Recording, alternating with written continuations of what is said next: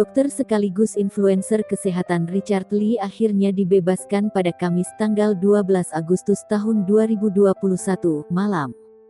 Penyidik Polda Metro Jaya memulangkan Richard Lee setelah sebelumnya dijemput paksa dan ditahan atas dugaan akses ilegal dan menghilangkan barang bukti.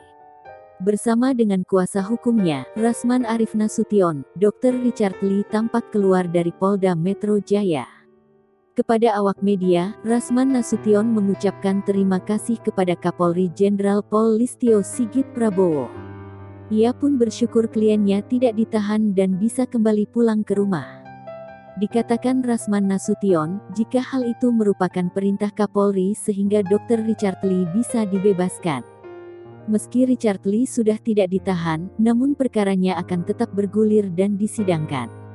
Rasman kemudian menekankan pihaknya akan berjuang bersama Dr. Richard Lee menangani kasus tersebut sesuai dengan perundang-undangan.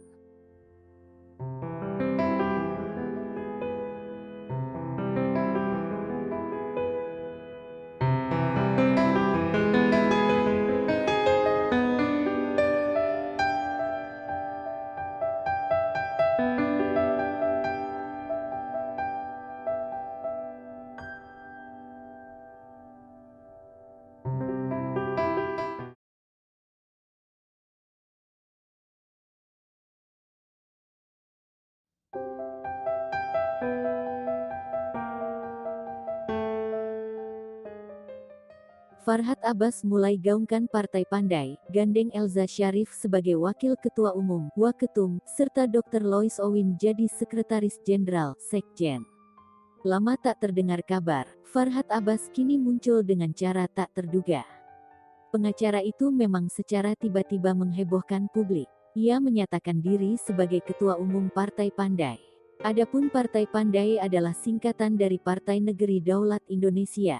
Partai tersebut berlogo huruf P besar, dan memiliki slogan, Adigang, Adigung, Adiguno, rendah hati. Farhad Abbas baru-baru ini menggaungkan partainya itu lewat akun Instagram miliknya. Dilihat dari beberapa unggahannya, Farhad Abbas banyak menceritakan seputar partai besutannya itu. Tak tanggung-tanggung, ia menggandeng seorang dokter yang sempat viral belakangan ini, yakni Lois Owin. Dr. Lois Owin ditunjuknya menjadi Sekretaris Jenderal atau Sekjen. Ini tentu juga menambah kehebohan publik.